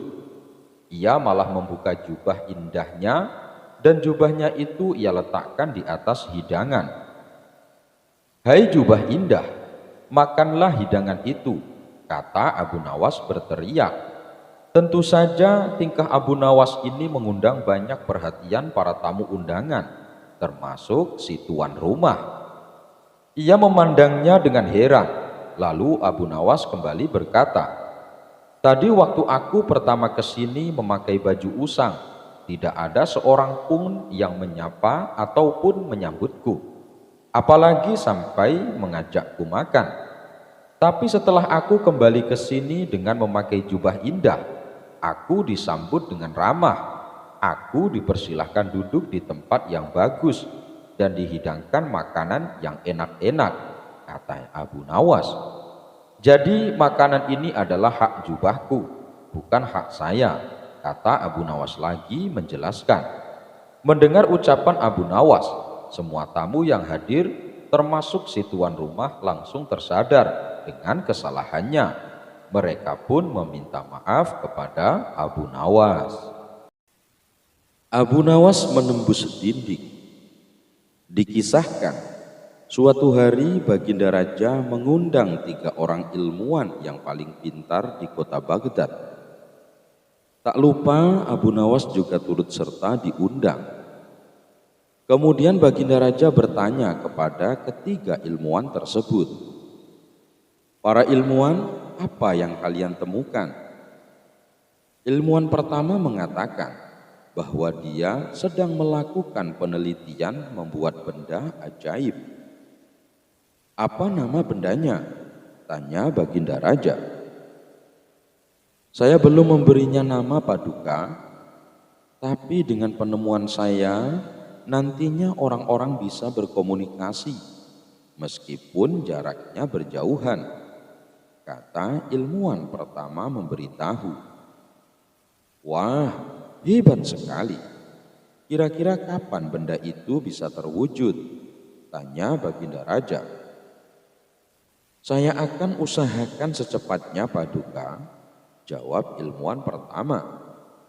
"Baiklah, lalu bagaimana dengan penemuanmu?" tanya Baginda Raja pada ilmuwan kedua. "Saya sedang melakukan penelitian membuat benda yang tidak kalah ajaibnya," jawab ilmuwan kedua. "Apa nama bendanya?" tanya Baginda Raja. "Maaf, Paduka, saya juga belum memberinya nama. Tapi yang pasti dengan penemuan saya, nantinya orang-orang akan terbang seperti burung," kata ilmuwan kedua. "Luar biasa, kapan benda itu bisa terwujud?" kata Baginda Raja. "Ini butuh waktu yang lama, Paduka, mengingat penemuan yang saya teliti bukanlah penemuan sembarangan," kata ilmuwan kedua. Bagus, kalau kamu butuh apa-apa, bilang saja padaku. Lalu bagaimana denganmu? Tanya Baginda Raja pada ilmuwan ketiga. Saya sedang melakukan penelitian membuat benda yang sangat bermanfaat. Jawab ilmuwan ketiga. Oh ya, apa kegunaan benda tersebut? Tanya Baginda Raja. Dengan benda yang saya teliti, nantinya malam hari akan terang seperti siang hari. Ruang istana akan terang benderang. Kota Baghdad juga akan terang meskipun langit di atas masih gelap, kata ilmuwan ketiga. Wah, sungguh menakjubkan. Sudahkah kamu memberi nama benda itu? Dan kira-kira kapan benda itu jadi? Tanya Baginda Raja. Karena ini masih tahap penelitian, saya belum memberinya nama, Paduka. Dan saya juga belum bisa memastikan kapan benda itu terwujud. Jawab ilmuwan ketiga. Dengan senyum bangga, Baginda Raja berkata pada mereka, kalian semua memang ilmuwan yang pintar. Saya bangga dengan kalian. Puji Baginda Raja. Ketiga ilmuwan tersebut juga saling memuji dengan penemuannya masing-masing. Sementara Abu Nawas yang sedari tadi duduk diam, tiba-tiba dikagetkan oleh sebuah pertanyaan. Hai Abu Nawas, bagaimana denganmu? Apa yang sudah kamu temukan? Ledek salah satu ilmuwan. Paling-paling dia bisa membuat keledai bisa bernyanyi, tipal ilmuwan lainnya. Spontan mereka pun tertawa terpingkal-pingkal. Begitu juga dengan Baginda Raja. Rasa dirinya dipermalukan, Abu Nawas segera mengeluarkan jurusnya. Penemuan kalian tidak ada apa-apanya jika dibandingkan dengan penemuanku, kata Abu Nawas. Oh ya, apa itu? Ledek mereka sambil tertawa. Aku bisa menciptakan sebuah benda yang ajaib, di mana dengan benda tersebut orang-orang bisa berjalan menembus dinding.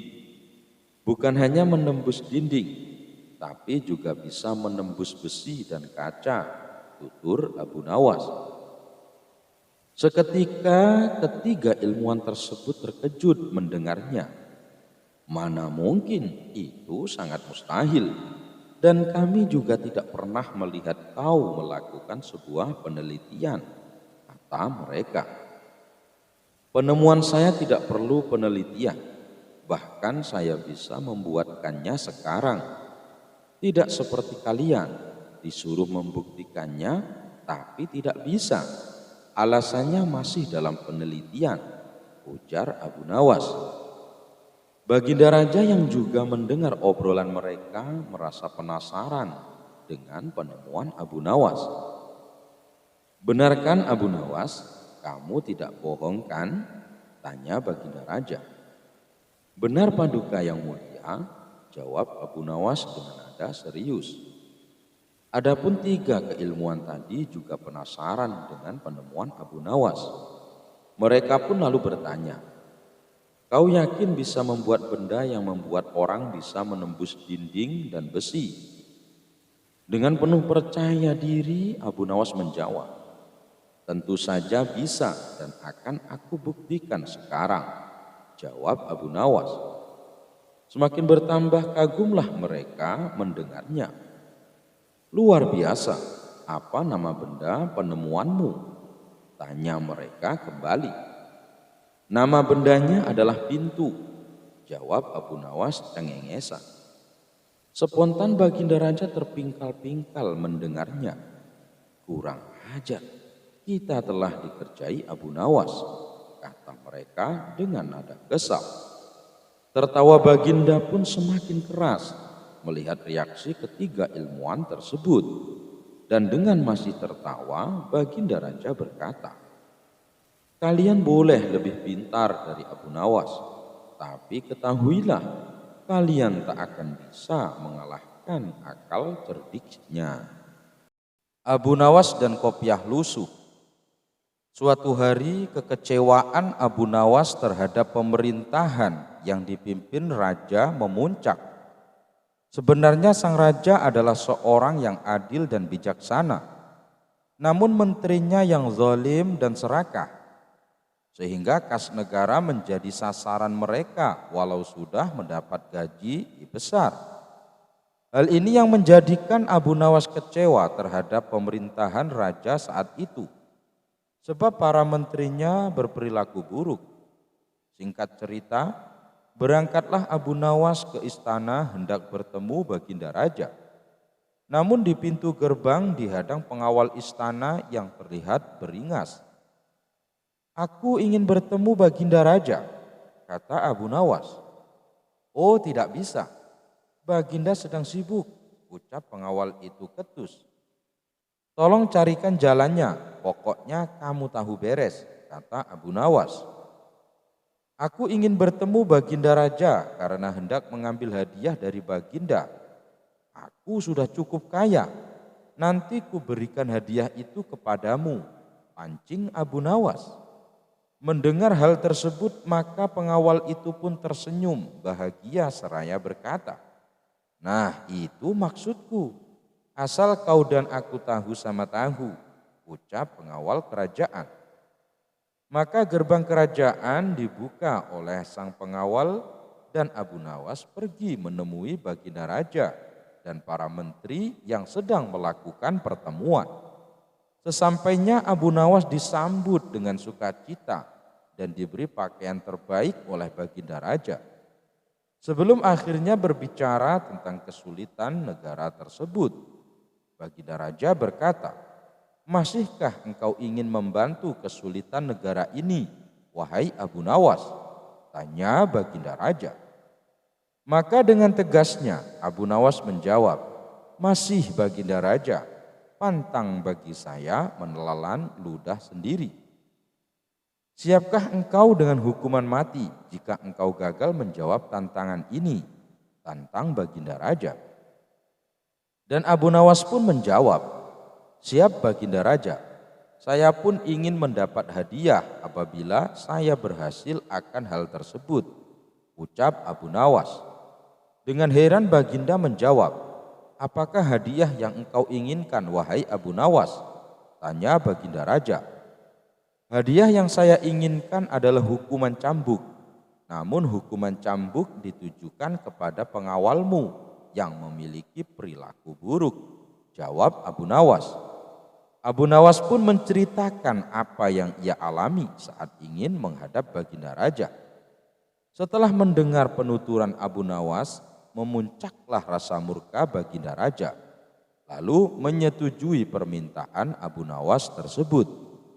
Singkat cerita, Abu Nawas sudah berganti pakaian yang layak yang diberikan istana. Namun baginda raja dan menterinya terheran-heran karena kopiah lusuh dan usang itu masih terpakai di kepala Abu Nawas. "Mengapa kopiah lusuh yang kau pakai tak kau tukar, Abu Nawas?" tanya baginda raja. "Tidak, yang mulia, kopiah ini adalah wasiat," ucap Abu Nawas penuh misteri. Maka dengan nada penasaran, baginda raja pun berkata, "Benarkah hal itu, wahai Abu Nawas?" tanya baginda sangat penasaran.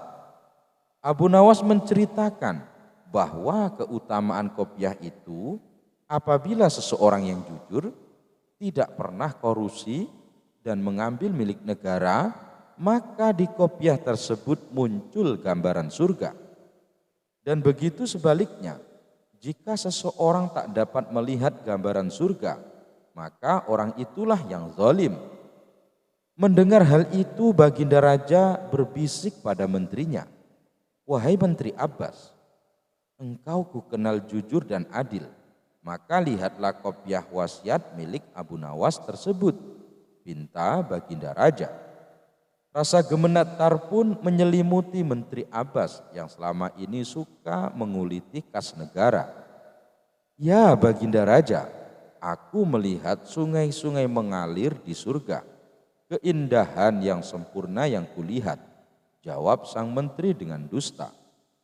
Padahal sebenarnya ia tak melihat apapun, hanya sebuah kopiah lusuh. Baginda pun berdecak kagum. Kemudian Baginda Raja menyuruh Menteri Harun dan mengungkapkan hal yang serupa, bahwa ia melihat surga di kopiah Abu Nawas. Hingga seluruh menteri menyatakan hal yang sama. Giliran Baginda Raja yang penasaran dengan hal tersebut. Langsung saja Baginda Raja mengambil kopiah tersebut dan betapa kagetnya. Baginda Raja tak mendapat apapun layaknya yang diucapkan para menterinya. Hal itu ia sampaikan kepada Abu Nawas, bahwa ia tak melihat apapun selain kopiah yang lusuh dan hangat. Abu Nawas pun menjawab, "Wahai Baginda Raja, sesungguhnya para menterimulah yang menipu, penjilat dan berdusta. Mereka zalim dan serakah dengan kas negara, korupsi sehingga menyulitkan, bahkan dalam kondisi melarat seperti sekarang ini," kata Abu Nawas. "Sebenarnya tidak ada apa-apa di dalam kopiah lusuh ini," lanjut Abu Nawas. Mendengar kata Abu Nawas, maka Baginda pun murka dan segera memecat seluruh menterinya yang berkhianat tersebut. Baginda juga tak lupa dengan permintaan Abu Nawas atas pekerjaannya, yakni 10 kali cambukan untuk pengawal istana yang suka menerima suap. Suatu hari Abu Nawas diundang ke istana untuk menghadap Baginda Raja. Raja Harun ar-Rasyid bertitah, "Wahai Abu Nawas, aku punya misi yang harus engkau taklukkan." "Misi apa itu yang mulia?" tanya Abu Nawas. "Begini, engkau tahu kan negeri kita ini punya teluk yang luas, tapi sayang, tidak pernah ada satu orang pun yang sanggup menyeberangi teluk itu. Apakah engkau mau berenang ke sana?" titah Raja Harun ar-Rasyid. Tantangan berat tersebut sengaja diberikan kepada Abu Nawas, mengingat raja sangat paham kalau salah satu rakyatnya itu pasti bisa berenang menyeberangi teluk dengan kecerdasannya. Sambil menggerutu, Abu Nawas menjawab, "Yang mulia, hamba bukan perenang yang baik, tetapi jika memang yang mulia yakin, maka hamba siap melakukannya." Usai pertemuan itu, Abu Nawas pulang dan dibuat stres lantaran ia tidak memiliki kemampuan berenang. Keesokan harinya, Abu Nawas berjalan ke pantai sambil memandangi luasnya lautan. Dalam hati kecilnya bersuara, sulit untuk berenang ke sana. Tetapi dalam kekalutannya itu ia melihat setumpukan pakaian anak-anak yang tergeletak di pinggir pantai. Ia kemudian bertanya, "Di mana anak-anak ini?" Lalu Abu Nawas pun pulang dengan wajah sumringah karena ia telah mendapat ide cemerlang. Pagi buta keesokan harinya, Abu Nawas langsung berangkat ke pantai dengan membawa pakaian ganti. Sesampainya di pantai, Abu Nawas meletakkan pakaiannya, sepatu beserta cincin yang biasa ia kenakan. Setelah itu, Abu Nawas langsung kembali pulang ke rumahnya, tidak berenang sebagaimana seharusnya. Tidak berselang lama setelah Abu Nawas pulang, Baginda Raja datang ke pantai bersama sejumlah ajudannya. Mereka dibuat terkejut karena menemukan pakaian Abu Nawas tergeletak di pinggir pantai. "Luar biasa orang ini," gumam Baginda Raja. Meski demikian, beberapa ajudan raja ada yang tidak yakin jika Abu Nawas benar-benar berenang menyeberangi lautan. Mereka akhirnya pergi mendatangi rumah Abu Nawas untuk memastikan keberadaannya.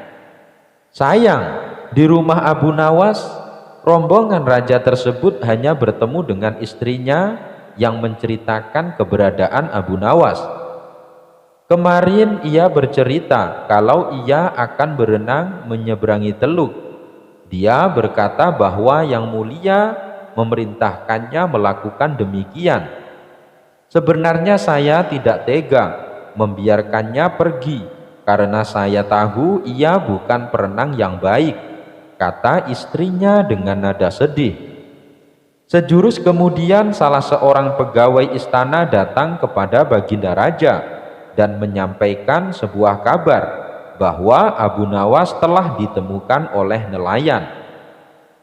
Abu Nawas lalu dijemput oleh rombongan raja di tepi pantai dengan keadaan pura-pura pingsan. Melihat Abu Nawas tidak berdaya, Baginda Raja kemudian berupaya membangunkannya. Beruntung senyuman manis Abu Nawas setelah tersadar membuat lega Baginda Raja, karena Abu Nawas selamat dari maut. Engkau hebat Abu Nawas, kata Raja Harun ar-Rasyid. Abu Nawas ditangkap dan diborgol karena membohongi prajurit kerajaan. Pada suatu pagi hari, Abu Nawas sedang duduk-duduk bersantai di teras rumahnya. Beberapa saat kemudian datanglah beberapa prajurit. "Pak Tua, di manakah aku bisa menemukan tempat untuk bersenang-senang di daerah sekitar sini?" tanya seorang prajurit yang ternyata komandan prajurit. "Kalau tidak salah di sebelah sana," jawab Abu Nawas malas-malasan. "Di manakah tempat itu?" tanya prajurit lainnya dengan sifat yang tidak menghargai. "Pergilah ke arah sana, lurus tanpa belok-belok, maka kalian akan menjumpai tempat untuk bersenang-senang," jawab Abu Nawas. Rombongan tentara kerajaan itu akhirnya pergi juga menuju tempat yang sudah ditunjukkan oleh Abu Nawas. Setelah beberapa saat, kagetlah mereka semua karena tempat yang mereka cari tidak ditemukan, kecuali hanya sebuah komplek kuburan yang sangat luas. Dan tentu saja hal ini membuat para prajurit berang karena merasa telah ditipu oleh Abu Nawas. Mereka pun kembali lagi ke tempat Abu Nawas. "Wahai Pak Tua, keluarlah engkau. Kenapa engkau berani sekali membohongi kami?" tanya sang komandan yang tidak tahu kalau yang diajak bicara itu sebenarnya adalah Abu Nawas, si penasehat kerajaan. "Siapakah engkau ini? Berani sekali membohongi kami?" tanya salah seorang prajurit. "Aku adalah abdi," jawab Abu Nawas. Terkesan asal bicara, komandan dan para prajurit merasa geram dan marah. "Prajurit, tangkap dia," perintah komandan kepada anak buahnya. "Engkau akan aku bawa ke panglima kami," kata komandan kepada Abu Nawas. Rupanya Abu Nawas dihadapkan ke panglima kerajaan. "Wahai panglima, kami telah menangkap seorang pembohong yang berani membohongi pasukan kerajaan," kata komandan melaporkan. Panglima bersikap biasa saja, bahkan dia memerintahkan kepada prajurit untuk melepaskan borgol di tangan Abu Nawas. Komandan dan para prajurit terkejut dan merasa heran, ada apa gerangan? Dan setelah itu panglima pun mendekati Abu Nawas. "Tuan Abu, maafkan perbuatan anak buahku di sini ya," kata panglima itu dengan sangat sopannya. Panglima dan Abu Nawas sudah saling mengenal. Mereka seringkali bertemu ketika sang khalifah mengundangnya ke istana. Betapa terkejutnya sang komandan dan para prajuritnya. Perasaan sombong dan congkak yang tadi menyelimuti mereka seakan berubah menjadi rasa takut.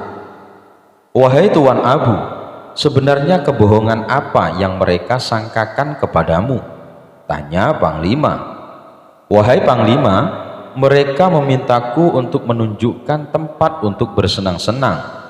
Tentu saja aku tunjukkan kuburan, karena kuburan adalah tempat yang lebih baik bagi orang-orang yang taat kepada Allah Subhanahu wa Ta'ala. Di sana pula dia akan mendapatkan hidangan yang nikmat dari Allah Subhanahu wa Ta'ala. terbebas dari rasa fitnah dan kejahatan manusia dan makhluk lainnya, jawab Abu Nawas serius. Panglima tersenyum mendengar penjelasan Abu Nawas. Komandan lantas buru-buru mendekati Abu Nawas. Maafkan hamba, Tuan Abu, katanya. Andai saja aku mengetahui bahwa Tuan adalah Tuan Abu Nawas, tentu kami tidak akan berani membawa Tuan ke hadapan Panglima, kata komandan lagi. Wahai komandan, apakah aku telah membohongi kalian? Bukankah aku berkata benar? Aku adalah abdi, dan setiap orang adalah abdi Allah Subhanahu wa Ta'ala, termasuk kalian semuanya, tutur Abu Nawas. Anda benar tuanku, jawab komandan malu hati. Al-Kisah.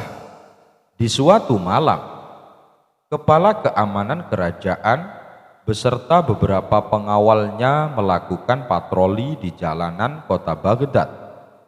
Di tengah patroli mereka tak sengaja memergoki Abu Nawas sedang mabuk-mabukan dan omongannya meracau tak jelas.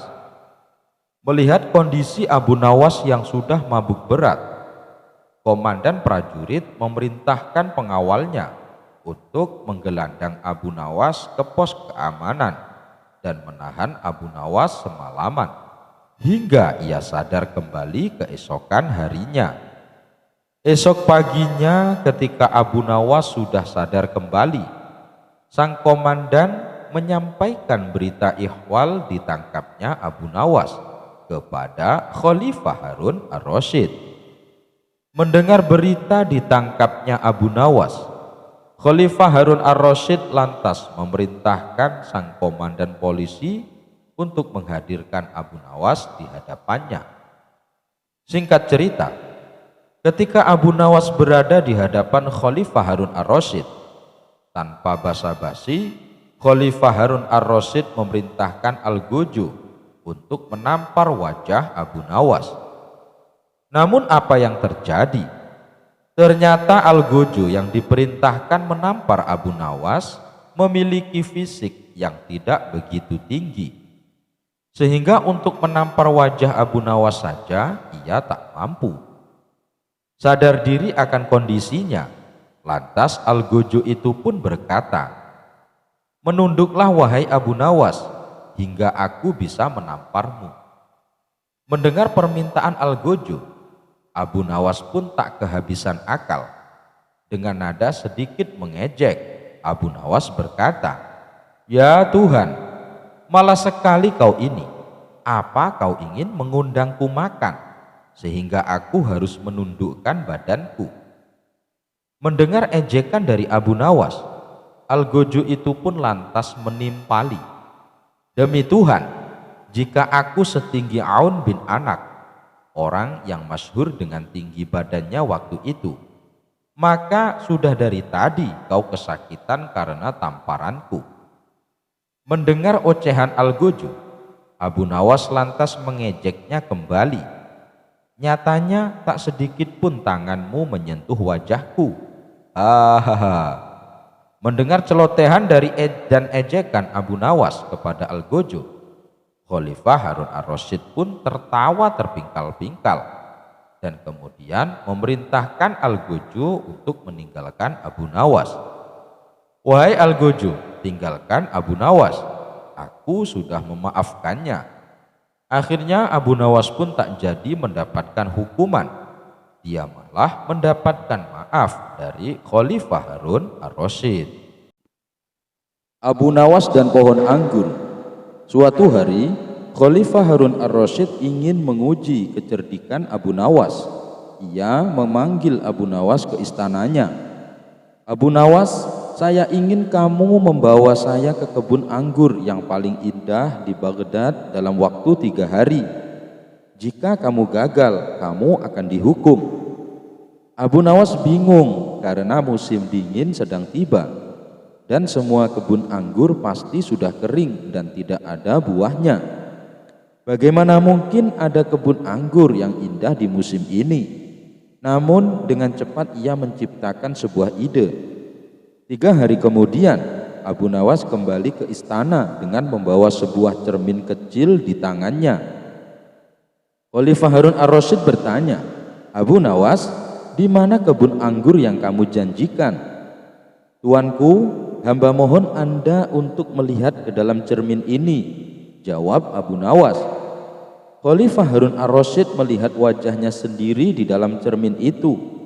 "Ini apa?" Abu Nawas tanyanya dengan marah. "Tuan yang mulia, kebun anggur yang paling indah adalah kebun yang ada di dalam hati seorang pemimpin yang adil. Bila hati Tuan penuh dengan kebaikan, maka kebun anggur di dalamnya pasti akan indah dan subur," jawab Abu Nawas.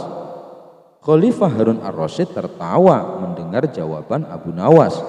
Ia memuji kecerdikan Abu Nawas dan membebaskannya dari hukuman, bahkan memberinya hadiah.